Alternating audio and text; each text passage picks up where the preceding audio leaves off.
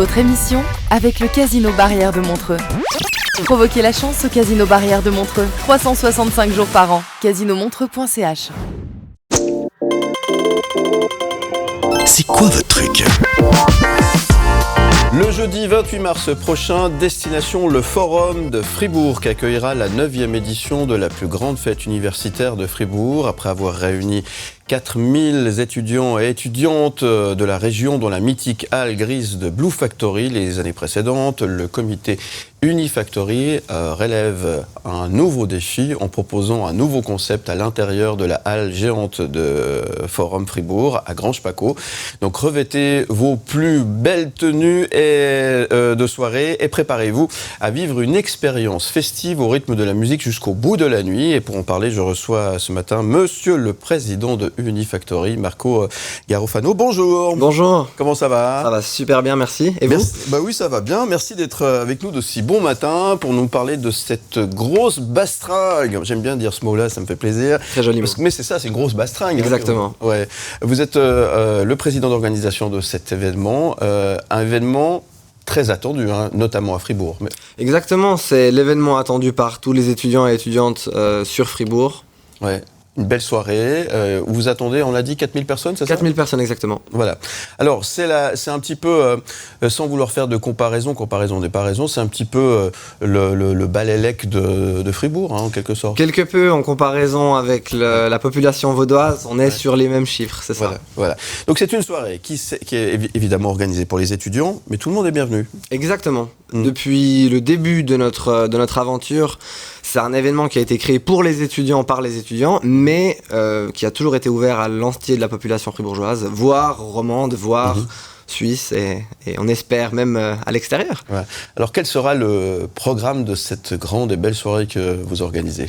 Alors en programme, on aura des artistes mythiques de la région, notamment DJ Eclipse, DJ Ronfa, DJ Dreslo. En tête d'affiche, on aura aussi DJ Kenny, DJ Riva. C'est des personnes très jeunes, engagées et qui proposent de la musique électronique comme on adore sur la scène fribourgeoise.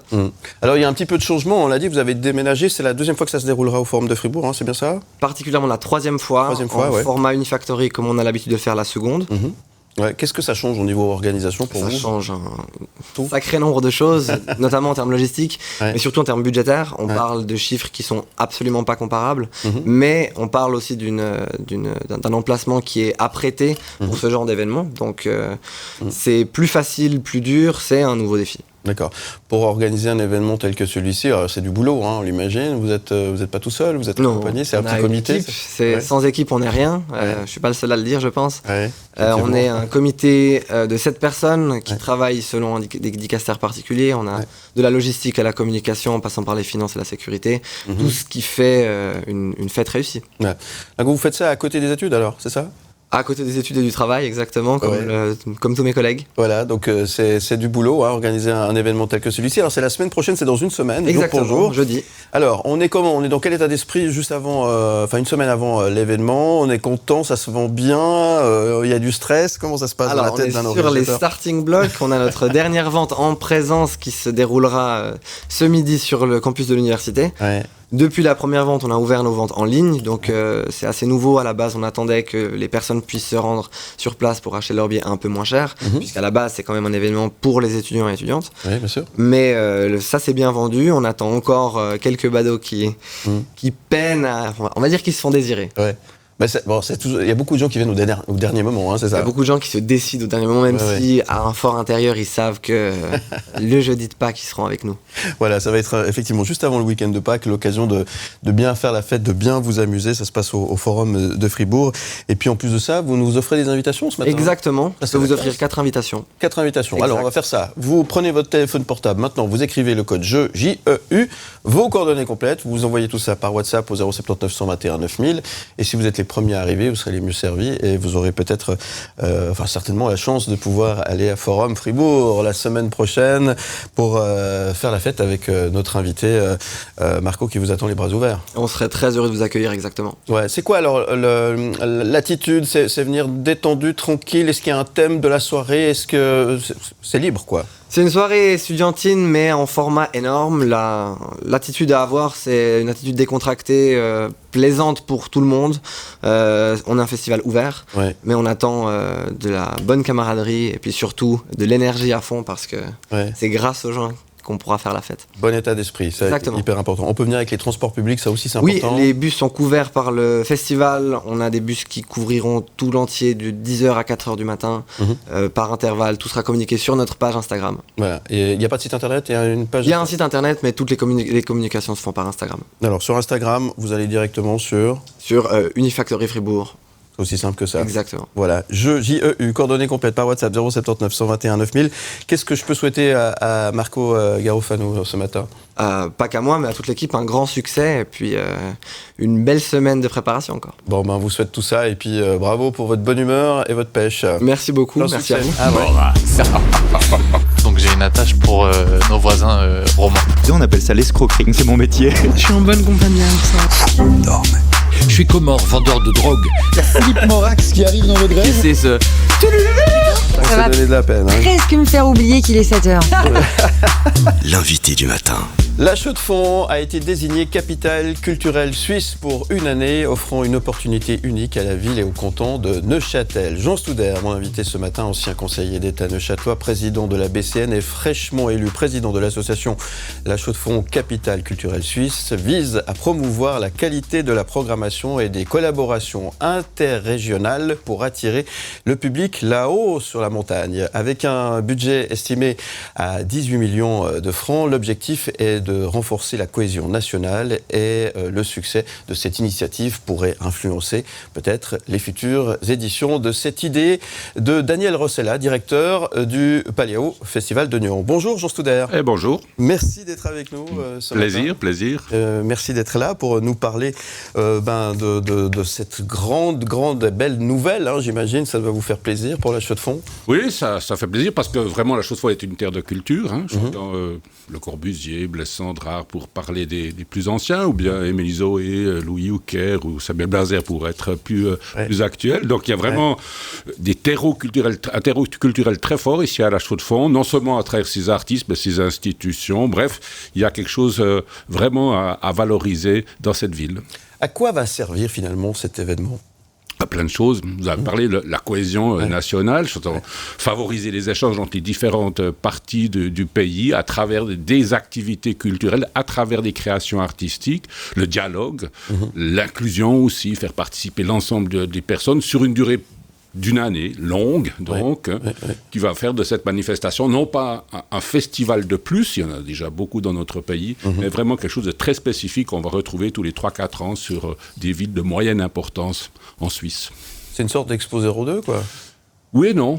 Oui et non. Plutôt non. D'abord parce que le budget n'a rien à voir. Donc, on est à moins de 1% d'un budget d'Expo nationale. Donc, on est vraiment très loin. Et puis, il y a cette étendue sur 365 jours. L'Expo nationale est plutôt concentrée sur 2, 3, 4 mois. Là, c'est sur 365 jours. C'est vraiment quelque chose de très spécifique à ce concept de capitale culturelle. Alors, pourquoi la Chaux-de-Fonds en premier ? Parce que c'est la première fois. Voilà, il y a une raison particulière, est-ce que vous savez Alors, moi, je n'étais pas dans le processus qu'a lancé Daniel Rossella il y a bientôt une dizaine d'années. Mais je crois que c'est finalement tous les charmes particuliers de cette ville et ce terreau culturel qui fait qu'à un moment donné, on a choisi cette ville qui correspond à peu près au profil des villes qui, n'étant pas des centres naturels, doivent être valorisées par une manifestation de cette nature. Notez que c'est une ville qui bouge beaucoup, culturellement parlant. Il se passe énormément de choses à la Chaux-de-Fonds et ça, on a tendance des fois un petit peu à l'oublier. Tout à fait, on a beaucoup d'activités sur le plan théâtral, sur le plan musical, sur le plan des arts plastiques, des arts vivants. Il y a beaucoup de choses et il y a une dimension très forte à cette ville et qui est spécifique à cette ville. C'est la relation entre l'art, les métiers d'art et l'économie. Bien sûr, on pense ici à l'horlogerie. Alors, c'est quoi le gros défi, finalement, pour vous, en tant que président, c'est d'attirer les gens là-haut, sur la montagne. Ça fait un peu peur, des fois, de se dire... c'est d'abord essayer de trouver les 18 millions. On a à peu près aujourd'hui des engagements autour de 10 millions. Il y a encore une différence à combler. Et ça, c'est vraiment important pour vraiment qu'on puisse faire quelque chose de très attractif, de très innovant.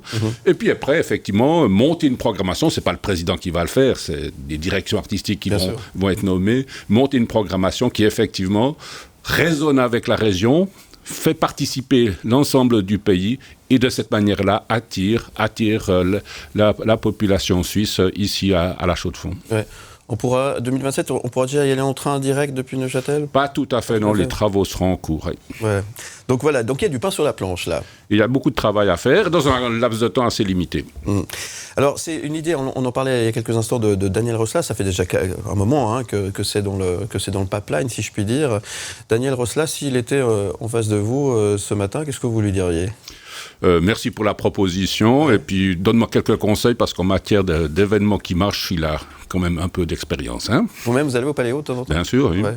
Ça, c'est un exemple d'une manifestation exceptionnelle. Tout à fait remarquable, vraiment tout à fait respectueux envers celles et ceux qui sont engagés dans ce type de réalisation. Puisqu'on parle de culture, si vous étiez en face d'Elisabeth Baumschneider ce matin, qu'est-ce que vous lui diriez ? Merci de nous soutenir, Elisabeth. Alors justement, on parlait des 18 millions. C'est la Confédération qui va participer, qui va mettre la main au panier ou bien c'est le privé ? C'est une étape importante que cette manifestation soit reconnue par la Confédération. Elle l'a fait officiellement le 1er mars dernier, qui est le jour de la République neuchâteloise. En plus, voilà, dans son message culture 25-28, elle atteste que cette manifestation est de nature à renforcer la participation, le dialogue, la cohésion culturelle dans ce pays. Et puis aujourd'hui, effectivement, des discussions devront être menées avec son département pour voir quel appui financier peut être accordé à la capitale culturelle La Chaux-de-Fonds. Donc il y aura une partie publique et une partie privée, c'est ça ? Voilà, alors effectivement, la ville de La Chaux-de-Fonds a déjà annoncé son engagement, évidemment, le canton aussi, et puis la Confédération en attend sa position, puis le reste, on va aller le chercher, c'est des partenaires privés qui veulent bénéficier du rayonnement de cette manifestation, la première en Suisse.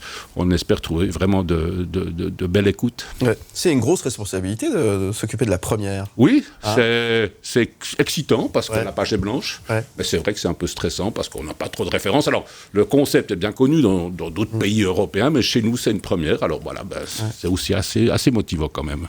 Et si vous aviez Jean Studer en face de vous, qu'est-ce que vous lui diriez ce matin ? Est-ce que tu aurais imaginé une fois présider la première capitale culturelle suisse ? Et qu'est-ce qu'il vous aurait répondu ? Le droit mène à tout. Ah ouais.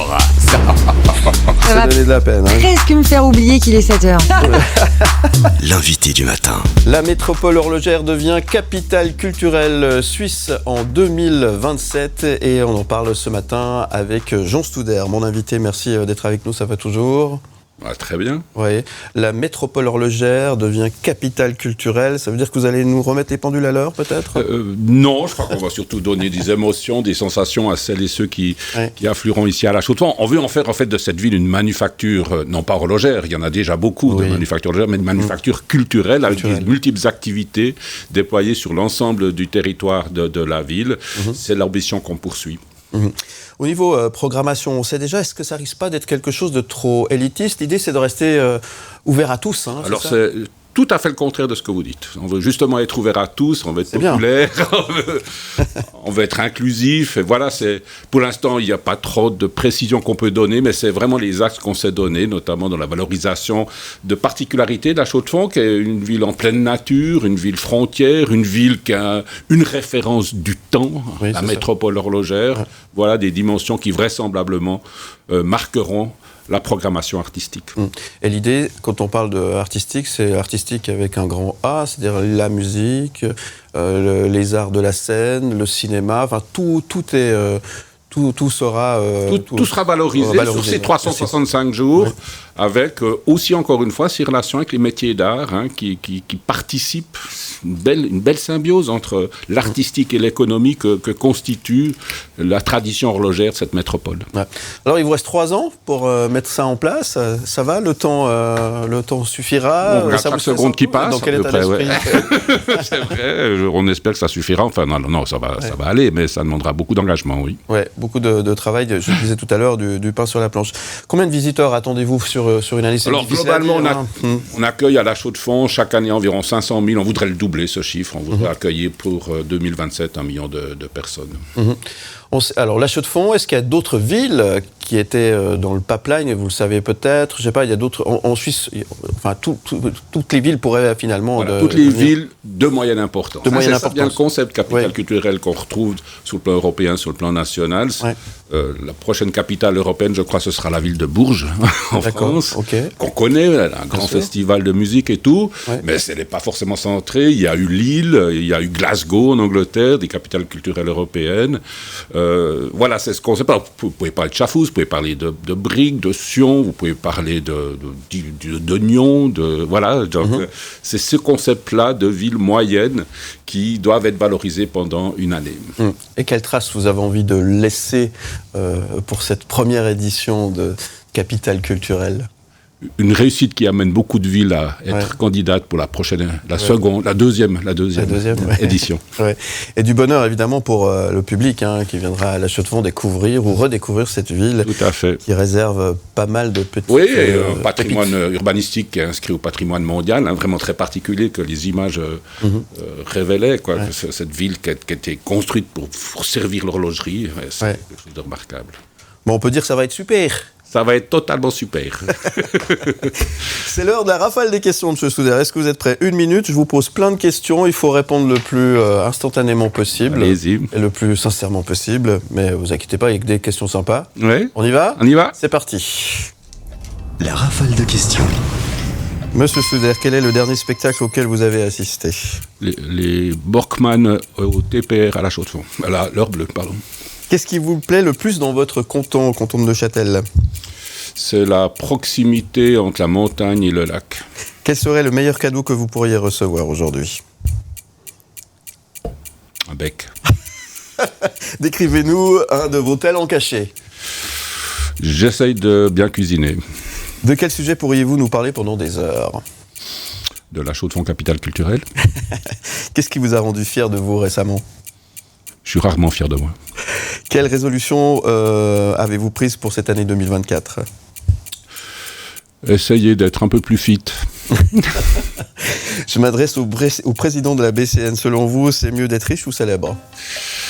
Moi, peut-être ni l'un ni l'autre. Quel est le dernier film que vous avez vu au cinéma? Zone d'intérêt. Oui. Et quel est votre sport préféré? Pardon, excusez-moi. La marche. La marche. Et vous avez choisi une musique ce matin. Vous avez choisi Serge Gainsbourg avec cette chanson, magnifique chanson d'ailleurs. C'est Petit Rien. Pourquoi c'est Petit Rien? Qu'est-ce qu'elle représente cette chanson pour vous? Parce que c'est un petit bijou de un peu plus de 2 minutes, même pas. Un petit bijou ciselé de mots, d'atmosphère. Parce que non seulement c'est un grand compositeur, grand chansonnier, mais c'est aussi un créateur d'atmosphère, Gainsbourg, qui fait que ses morceaux sont à la fois des chansons, mais aussi des fois des petits courts-métrages comme ça. Effectivement. La musique est omniprésente pour vous? Omniprésente, totalement. Des fois, c'est un peu pénible pour la famille d'entendre toujours de la musique, mais j'arrive chez moi, je mets de la musique. Toutes les musiques, vous êtes ouvert. Toutes les musiques. Donc vous êtes passionné des arts en général, donc cette place de président, elle vous est complètement oui, ça me fait très plaisir de pouvoir valoriser la culture, qui est de mon point de vue une des activités qui me donne le plus confiance dans l'humanité. C'est bien. Merci beaucoup, Jean Souder, d'être venu. Merci Philippe, c'était vraiment un plaisir de passer cette matinée avec vous. Ben oui, moi aussi, c'est ce que j'allais vous dire. Ça m'a fait vraiment plaisir de vous recevoir. Qu'est-ce que je peux vous souhaiter aujourd'hui, Monsieur le Président? Une belle manifestation en 2027 à la Chaux-de-Fonds. Les nombreuses et nombreux. Balance ton sport. Balance ton sport, les news à la Vaudoise Arena ce samedi, notamment pour le championnat suisse de short track qui se tiendra toute la journée. Réunissons les meilleurs patineurs du pays. Raphaël Moret, président de la section short track du club des patineurs de Lausanne et Malais, est notre invité ce matin. Bonjour. Bonjour. Bienvenue à vous, merci d'être avec nous et on va découvrir ce que c'est le short track tout d'abord, parce que alors moi je ne sais pas du tout de quoi il s'agit. Et oui, on va découvrir cette belle discipline puisque les meilleurs patineurs et patineuses, non pas de Lausanne, non pas de Romandie, mais de toute la Suisse seront présents ce samedi à la Vaudoise Arena. Raphaël, avant toute chose, il serait bon d'expliquer ce que c'est que le short track. C'est quoi cette discipline ? S'il vous plaît, expliquez-nous. Bien volontiers. Alors pour faire très simple, c'est de la course sur glace. Donc on a les patins, c'est une discipline olympique depuis 92. L'objectif est de franchir la ligne d'arrivée en premier, si possible debout. D'accord, ok. Bon, c'est une course, quoi. C'est une course, voilà, exactement. C'est une course comme on peut en voir en athlétisme, un peu dans tous les sports. Sauf que voilà, le short track, il n'y a pas de ligne définie, de couloir défini. Chacun peut aller où il veut, en respectant bien sûr la piste définie sur glace. D'accord, voilà, c'est bon. Voilà, c'est plus clair. C'est une discipline qui nécessite quelle qualité ? C'est de la technique, beaucoup de tactique également ? Alors effectivement, il y a un côté technique. La technique de patinage est quand même très importante pour pouvoir s'économiser au fil des tours, parce que on fait quand même quelques tours sur piste, donc ça gorge un petit peu les jambes. Qualité physique, explosive, endurance, et puis effectivement il faut un certain feeling, contact avec la glace, pas être trop heureux sur glace, parce que les vitesses ça va vite. Et c'est spectaculaire, du spectacle, il y en aura ce samedi à la Vaudoise. C'est un grand rendez-vous, ce championnat suisse, pour les patineurs et patineuses du pays. Alors c'est la seule compétition organisée en Suisse. Alors pour le moment, c'est la 4e édition qu'on fait ici à Lausanne. Donc c'est un sport embryonnaire, donc on commence à développer. Donc là, pour le moment, on a encore besoin, on va dire, de nos amis et voisins français qui nous aident sur l'organisation, on va dire, logistique, avec tous les officiels, coordinateurs de course, et on invite justement des patineurs français à rejoindre la compétition pour pouvoir donner un peu plus d'allure à cette compétition. Donc on aura une 70aine de patineurs français et suisses, et à la fin on va exclure les Suisses pour faire un championnat suisse, un classement de championnat suisse séparé. Et est-ce que dans d'autres endroits en Suisse on pratique le short track ? Oui, alors on a en Suisse romande, Lausanne est le seul club existant depuis 2016 avec comme vocation, comme vous l'avez dit, d'amener deux jeunes aux Jeux Olympiques de la jeunesse en 2020, et comme à plus long terme, l'idée des politiques était de créer un héritage de Lausanne 2020 et d'amener justement ce sport olympique en Suisse romande. Du côté suisse alémanique, on a Zurich qui a un club, Schaffhouse, Bâle qui commence un petit peu à se développer, et Davos, club historique, où là on a quelques patineurs aussi. Okay. Vous parlez d'un sport embryonnaire, mais votre club, le CPLM, Club des patineurs de Lausanne et Malais, vous dirigez la section short track. Vous proposez beaucoup de choses, de nombreuses initiations. Une fois qu'on est membre, on a des entraînements, des compétitions. C'est assez dense quand même une fois qu'on se lance dans l'aventure. Oui, alors effectivement, l'idée c'était de pouvoir venir greffer la section short track sur le club existant centenaire du CPLM, et d'avoir finalement toutes les disciplines de glace réunies au sein du même club. Donc on a le patinage synchronisé, le patinage artistique, et maintenant le short track. Donc c'est vrai que pour les enfants qui commencent le patinage, qui apprennent les bases de patinage, après ils ont l'option de se diriger vers la section qui leur correspond le mieux. Et un mot pour conclure sur la section élite également, il y a des athlètes de haut niveau au sein du club. Thibaut Métro et Alexia Turunen étaient notamment aux Jeux Olympiques de la jeunesse. C'est quand même riche comme club. Il y a à la fois des initiations pour le grand public et à la fois une section élite qui est compétitive. Voilà, effectivement. Alors c'est vrai que c'est on va dire l'avantage d'avoir une petite section, c'est que tout le monde s'entraîne en même temps. Donc on a les débutants, nous on recherche de nouveaux membres continuellement. Donc les débutants qui montent sur glace, patinent en même temps que comme vous avez dit, Thibaut et Alexia, qu'on fait les jeux de la jeunesse, qui partent sur des Coupes du Monde, des championnats d'Europe, championnats du monde. Donc c'est vrai que ça amène vraiment une belle dynamique sur glace, d'avoir ces jeunes de 8-9 ans qui patinent aux côtés d'athlètes confirmés. Merci beaucoup Raphaël d'être venu nous trouver ce matin. Le championnat suisse de short track, c'est ce samedi 23 mars à partir de 9h30 à la Vaudoise Arena de Lausanne. L'entrée est gratuite ? L'entrée est gratuite, ouverte toute la journée, début des courses vers 10h15 jusqu'à 17h. Magnifique, là une belle occasion pour venir découvrir cette discipline alors.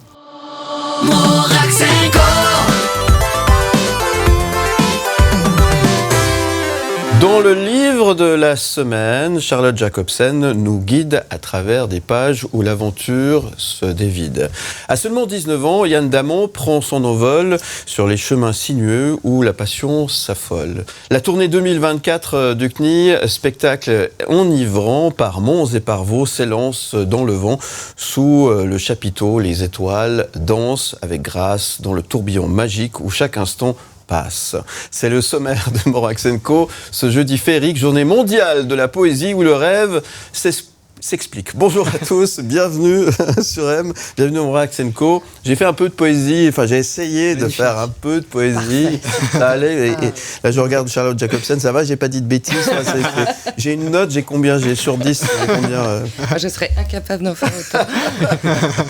Merci, bonjour à tous. Alors bonjour Charlotte pour commencer. Bonjour, comment bonjour ça à va? tous, ça va très bien, merci. D'ailleurs, journée mondiale de la poésie, 21 mars, ça doit vous faire quelque chose quand même. Alors oui, on s'en occupe en librairie, effectivement. Ouais. Vous aimez la poésie, vous, a beaucoup de personnellement? succès. Ouais. Alors j'aime la poésie, oui, j'ai un peu plus de mal, j'avoue. Avec mes histoires. Non, parfait. J'ai un peu de mal à prendre ce temps, j'avoue, de me poser avec un bon mug de thé et lire de la poésie. Je suis un peu plus terre à terre. Pour l'instant, je suis hermétique, mais je sais que c'est un souci. J'y travaille. C'est l'amour des mots, hein, la poésie, c'est ça? C'est l'amour des mots, oui. Moi, je préfère qu'on me raconte des histoires. Ça me perd un peu parfois, la poésie. D'accord. Il était une fois. C'est ça, là, je suis restée très enfant. C'est bien. Il était une fois un jeune de 19 ans qui faisait de la moto très vite, qui s'élance pour les championnats d'Europe quand même. Il est avec nous ce matin sur le plateau. Il s'appelle Yann Damon. Bonjour Yann. Bonjour à tous. Comment ça va? Mais ça va bien, merci. Et vous? Oui, ça va bien, merci. 19 ans? 19 ans. Alors 19 ans et déjà à fond sur... J'ai vu quoi? 270 km. 270 km, oui. C'est les vitesses de pointe qu'on peut atteindre. Mais étonnamment, c'est pas ça le plus impressionnant. Qu'est-ce qui est le plus impressionnant là? Les vitesses de passage en virage, c'est ça qui est... Quand on se lance dans les virages. Des fois, on se lance dans un virage en se disant est-ce que ça va passer ou pas? Ah ouais, d'accord. Et donc il y a une grande part d'improvisation. Oui, une fois, il y avait un pilote qui m'avait dit pour aller vite, tu dois rentrer dans un virage en te disant que ça va pas passer. D'accord. Eh ben, dis donc, Je suis contente que ce soit pas mon fils. C'est rassurant pour votre maman, ça, non? Voilà, exactement. Maman, elle est comment? Elle est Alors, tordue chaque maman, fois ça va, mais papa, ça coince plus pour papa. D'accord. Enfin, ça coince, c'est plutôt lui qui est un peu plus anxieux, on va dire. Très bien. Bon, on va parler de votre histoire après, parce que c'est plutôt étonnant. La poésie, c'est pas votre truc? Oui, non? C'est pas trop mon monde, on va dire. Ouais, le bruit du moteur. Ça peut être moto, une symphonie. Une poésie, en quelque sorte.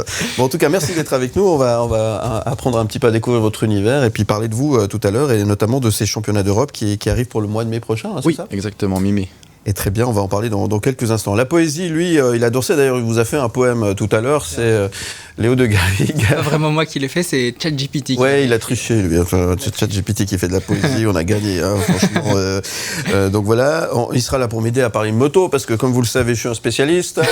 Exactement. Mais surtout, pour parler sport et surtout pour ce petit clin d'œil qu'on fait à Adrien Briffaut, qu'on soutient avec M le Média, qu'on retrouve chaque lundi matin à 6h20 plus précisément. Lui qui se prépare activement pour les JO de cet été. Hein. Exactement, Adrien Briffaut, c'est un triathlète qui va faire les Jeux Olympiques cet été à Paris. On l'a suivi dans toute sa préparation. Chaque lundi, on dévoile un petit épisode sur un pan précis de sa préparation. Lundi, on parlera de l'importance des proches, de l'entourage dans la carrière d'un athlète. Et on vous propose un petit extrait ce matin avec son papa Charles qui nous raconte son rôle auprès d'Adrien. Je suis attentif à ce qui se passe. Je ne suis pas incisif, intrusif. C'est plutôt lui qui doit venir à nous. C'est à ce moment-là qu'on sait qu'il a besoin de quelque chose. Il a assez de gens autour qui sont là pas pour le gérer, mais pour le motiver, pour l'entourer, pour l'entraîner, pour le soutenir. Et je pense que peut-être dans certains moments, il peut avoir besoin d'autre chose, où il sait qu'il peut se rattacher à des personnes, on va dire, un peu extérieures. C'est pour ça quand il est sur une course ou n'importe quoi, il fait sa course. C'est comme si j'étais pas là ou comme si on n'était pas là. Le papa d'Adrien Briffaut, retrouvé lundi matin à 6h20. C'est un petit peu la même chose pour vous? Vous retrouvez un petit peu dans ce qui est dit par le papa? Oui, un petit peu. C'est vrai que l'entourage est très important pour nous parce que c'est un sport et je pense que quand on se dédie à 100% à quelque chose, on doit être prêt à sacrifier tout le reste. Et donc c'est important d'avoir derrière des gens qui sont avec nous et tout le monde qui tire à la même corde. C'est quelque chose. Chacun avec son rôle, mais c'est important, c'est fondamental. Pour l'équilibre, et voilà, c'est hyper important. Eh bien, merci. Donc, rendez-vous 6h20 tous les lundis matins pour soutenir avec nous Adrien Briffaut qui se rendra au JO cet été. Les JO, Charlotte, oui, non? Oui. Ah oui. Ouais. Oui, très sport. C'est vrai? Oui. D'ailleurs, j'ai réussi à avoir 2 places. Oh là là. La classe. Ouais. Le livre de la semaine. Charlotte Jacobsen, vous nous présentez ce matin Les Tourmentées de Lucas Belfaux chez Folio. Petite leçon de rattrapage pour Les Tourmentées, sortie chez Alma édition 2022 et qui vient de paraître en format poche, donc chez Folio. Et cette question, seriez-vous prêt à mourir pour vos enfants et à quel prix? Oui, alors même que vos enfants ne sont pas en danger. Alors, je vous pose la question. Oui, moi je pense que oui. Oui. À quel prix?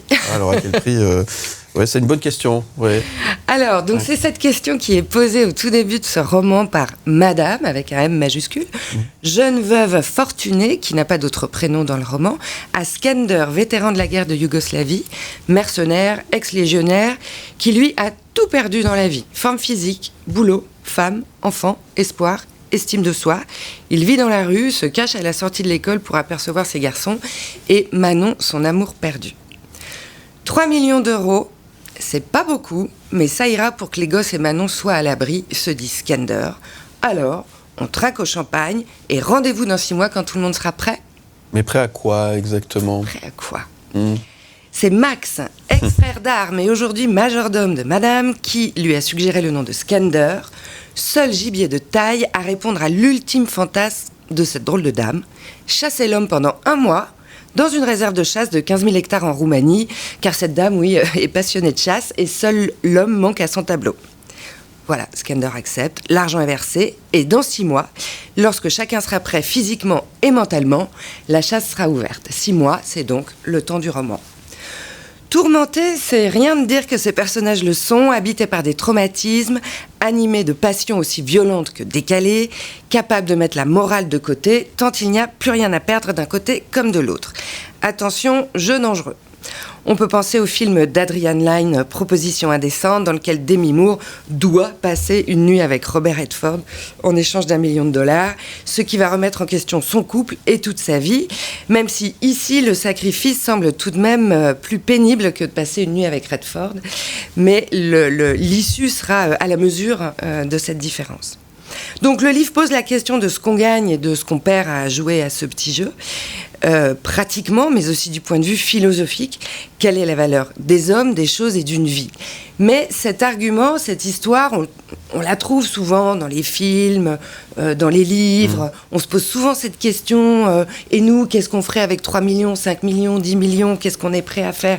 Ce qui est vraiment important ici, et ce pourquoi j'avais envie de parler de ce roman, c'est sa construction hyper originale qui stimule la lecture jusqu'à la dernière page. Les chapitres sont courts et ils donnent la parole à chacun des personnages tour à tour, Skender, Max, Madame, Manon, Jordi, le fils aîné, mais sans jamais annoncer qui parle.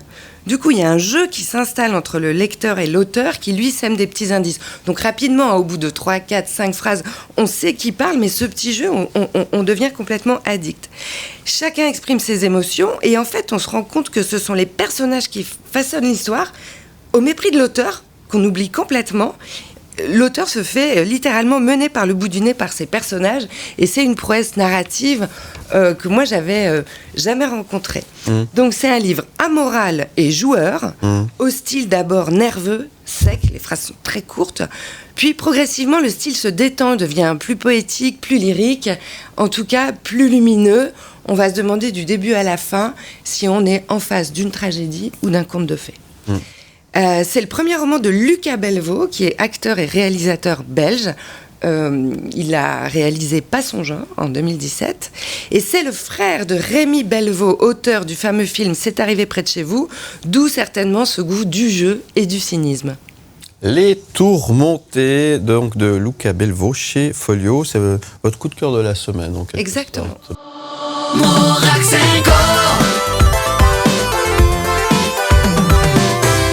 Et ce matin, j'accueille également sur le plateau un jeune motard de 19 ans, originaire de Lutry, qui se lance dans le championnat d'Europe en 600 Supersport à la vitesse impressionnante, tenez-vous bien, de 270 km/h. Son parcours que nous allons découvrir est exceptionnel.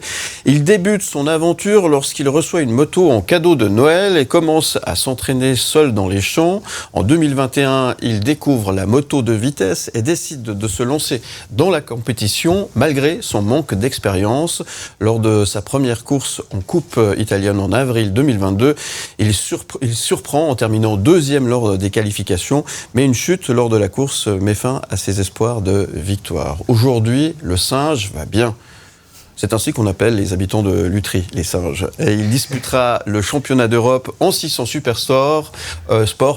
Décidément, j'ai de la peine avec ce terme, Supersport, en mai prochain. Et ce matin, nous faisons connaissance avec ce surdoué du guidon, Yann Damon, qui est avec nous sur le plateau. Ça va, j'ai pas dit de bêtises? Non, tout est juste. Tout est juste. C'est parfait. Formidable. Donc, tu as commencé suite à un cadeau de Noël, en fait. On t'a offert une moto comme ça. Ma passion est partie de là quand j'ai reçu cette moto. Et puis après, j'ai fait un peu dans les champs comme ça en Italie. En Italie, on peut faire des choses qu'on peut pas trop faire ici. Ah donc, bon? dans les champs, mais après, c'était vraiment pour du jeu. Et puis après, pendant une longue période, j'ai mis cette passion un peu de côté parce que pour moi, c'était inaccessible. Et en 2020, j'ai commencé sur des petites motos d'entraînement. Après 2021, quelques sorties en circuit et tout de suite 2022, compétition. Ouais. Commencé super jeune quand même. Non, j'ai pas commencé jeune. Enfin, j'ai commencé jeune, oui, les petites motos, mais après, j'étais relativement âgé, entre guillemets, pour ce sport. D'accord. Mais après, j'ai réussi à avoir une ascension très importante qui m'a permis maintenant d'être à un très bon niveau. Bon. Et puis, alors, il y a eu cette petite mésaventure, premier accident où tu es tombé.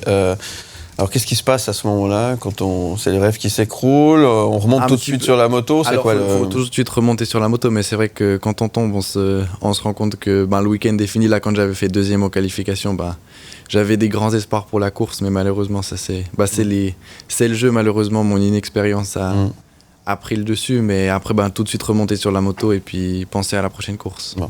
Dans la tête, il se passe quoi? Alors, on s'éclate, mais c'est un sport où il faut être ultra rigoureux, il y a des règles ultra précises à respecter, il y a beaucoup de concentration. C'est un petit peu tout ça en même temps, hein.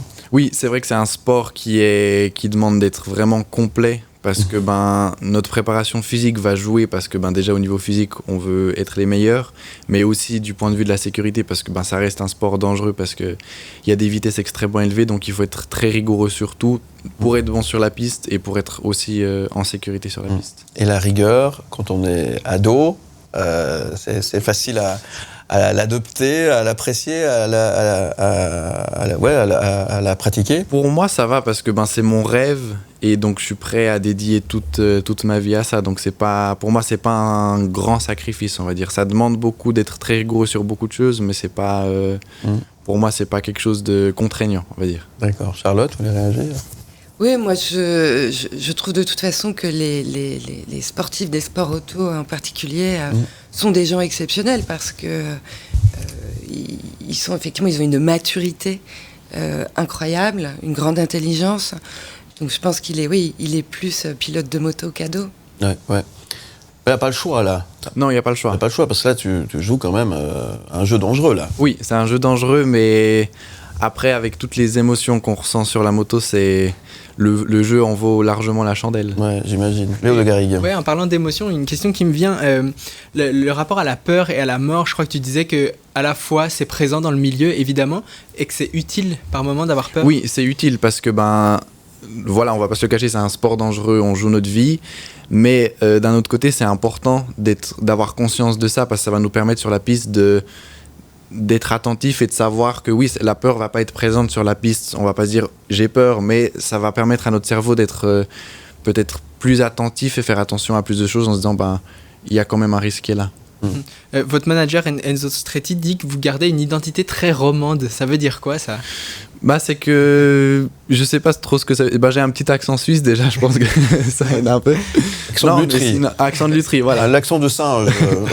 Non, mais sinon, je pense que c'est aussi quelque chose que oui, je fais un sport qui est considéré un peu extrême et hors du commun, mais j'aime aussi les choses simples, du style aller me balader au bord du lac ou des choses comme ça. C'est des choses qui vont me plaire, et c'est vrai que ça peut des fois faire un écart. Les gens ils disent mais on vit des émotions comme ça et une balade au bord du lac on va aimer ça, mais moi c'est quelque chose qui me plaît.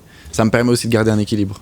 Et puis se dire ok, on aime la moto, c'est une passion, on a la rigueur, on fait des essais sur un circuit, ça marche plutôt bien, on fait des résultats, c'est bien, mais ça coûte. Ça c'est un truc, c'est pas le sport le plus économique, c'est pas le sport le plus économique du monde. Ouais. Mais heureusement j'ai la chance d'être dans une équipe assez importante qui est celle qui organise le championnat d'Europe. Donc il y a une grosse responsabilité d'un côté, mais eux ils sont aussi là derrière pour soutenir ce projet. Et puis on a des partenaires qui sont avec nous et puis qui nous aident, qui ont les mêmes valeurs que nous. Et puis donc tout ça mis bout à bout, on peut arriver à mettre sur pied ce projet, mais c'est vrai que c'est un sport qui coûte de l'argent. Ouais, donc il y a des partenaires qui sont là.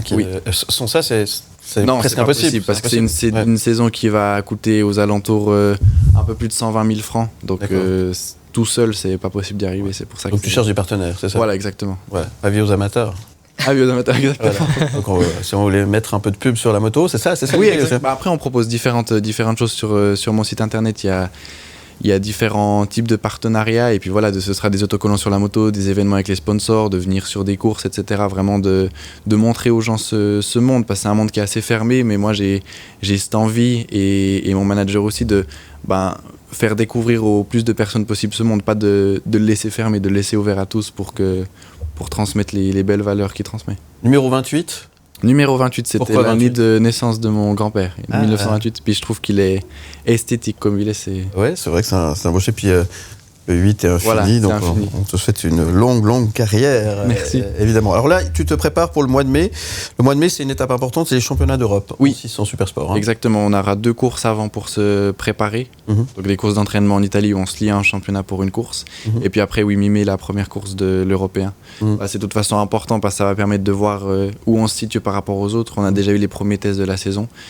En Croatie où il y aura la première course qui était très très positif, et puis là la première course c'est toujours important de pouvoir se mesurer aux autres et puis montrer qu'on est là, qu'on est rapide. Et comment on se prépare pour un événement tel que celui-ci, pour une course aussi importante ? C'est déjà d'aller sur le circuit pour pouvoir régler la moto avant, et puis après des entraînements physiques, mais ça comme tout le temps c'est des entraînements 6 fois par semaine.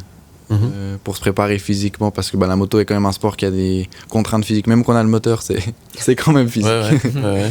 Donc tu vas courir régulièrement, tu fais du sport régulièrement. Beaucoup de vélo, parce que c'est un sport, déjà il y a de l'adrénaline qui monte, donc le cœur va monter, et puis après aussi au niveau physique du renforcement musculaire pour nous permettre de soutenir les charges, notamment au freinage, etc. Quand on va décélérer très rapidement, les muscles vont être mis sous contrainte. Donc c'est important d'être très fort physiquement, mais aussi garder beaucoup d'élasticité dans les muscles. Bon, alors qu'est-ce qu'on peut te souhaiter alors pour ce mois de mai ? D'être dans les positions qui comptent, d'être compétitif, et puis de pouvoir espérer jouer la victoire.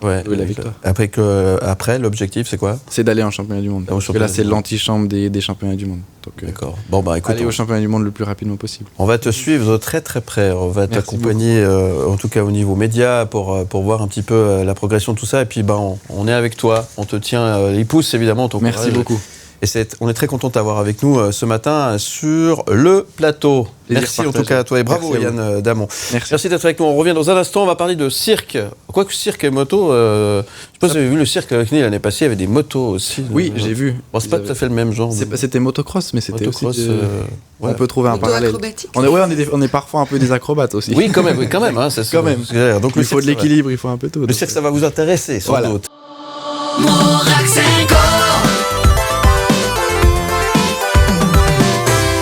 Avec sur le plateau Charlotte Jacobsen, avec Yann Damon, avec Léo Garrigue et David Letard qui vient de nous rejoindre. Bonjour David. Bonjour à tous. Ça va ? Ça vous dit d'aller au cirque ? Oui. Alors, normalement, attendez, je vais recommencer, parce que normalement, ça doit faire... Ouais. Oui. Ça vous dit d'aller aussi? Oui. Eh bien, ça tombe bien, puisque je vais vous parler de la tournée 2024 du Cirque CNI qui a débuté vendredi dernier, le 15 mars. À Rapperswil, dans son fief tout simplement. M. Le Média était sur place pour cette première. Et cette année, le CNI accueille le talentueux comédien et illusionniste vaudois Pierrick Tontoret, champion du monde de magie également, que nous recevrons d'ailleurs très prochainement sur le plateau pour parler un petit peu justement de cette tournée. Il va donc accompagner la troupe lors de ces étapes romandes, vous l'avez compris, une tournée 2024 qui met à l'honneur les acrobates cette année, avec notamment une troupe sud-américaine impressionnante qui promet de captiver le public avec le numéro de la double roue de la mort. Ça promet, hein. Nous avons tendu notre micro à Yvon CNI pour lui demander comment cette première représentation s'est déroulée du côté de Rapperswil. Yvon CNI. Le spectacle même a été très réussi, tout a passé super bien, surtout au niveau technique. On a plein de nouveautés dans ce spectacle de technique qu'on n'a jamais eu avant. Du coup, c'était vraiment un grand challenge de mettre en place tout ça. Et surtout, dans les répètes, on ne sait jamais si ça plaît au public ou pas. Mais je trouve qu'après ce soir, je crois que c'était une super bonne réception et un super bon retour du public. Du coup, on se réjouit beaucoup à montrer ce spectacle tout le reste de la tournée. Yann Damon, le cirque, c'est quelque chose que... Oui, alors je vais souvent au cirque. Enfin, tous les ans, je vais chez CNI, c'est vrai que c'est... Ouais. Charlotte, ouais. Moi, j'aime beaucoup les acrobates en particulier, les gymnastes. Vous avez de service cette année, hein. Ouais. Avec la double roue de la mort, carrément. Léo de Garrigue, oui, non. Très acrobatie également, oui. Ouais, et David Le Torch. Des souvenirs plein les yeux. Plein les yeux. Alors, franchement, les représentations du Cirque CNI, c'est vraiment assez exceptionnel. Et cette année, ça promet également d'être assez fabuleux. On a quelques images en exclusivité. Ça, c'était justement vendredi dernier du côté de Rapperswil. Donc, cette tournée 2024 du CNI qui c'est donc parti. Hein, tout d'abord pour la Suisse alémanique, vous l'avez compris. Puis, une arrivée attendue en Romandie à la fin du mois d'août. La Suisse romande que Yvon CNI apprécie tout particulièrement. Je trouve qu'on est super bien reçu aussi en Romandie. J'adore la Romandie, c'est tellement une belle région. Et je me réjouis toujours tellement de retourner en Romandie, voir aussi mes amis. Et je trouve que c'est un public différent, mais on est toujours accueillis très chaleureux.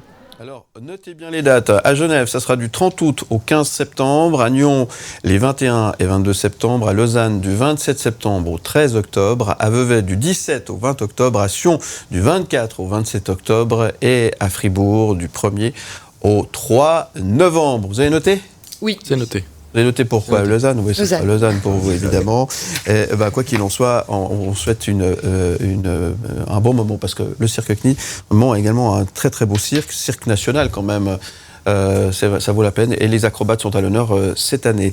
Voilà, toutes les infos sur le site bien sûr du Cirque CNI, n'hésitez pas à aller faire un petit tour. Merci les amis, on a passé encore un moment fabuleux, on a parlé de plein de choses, littérature, moto, cirque, on va parler de l'agenda dans un instant.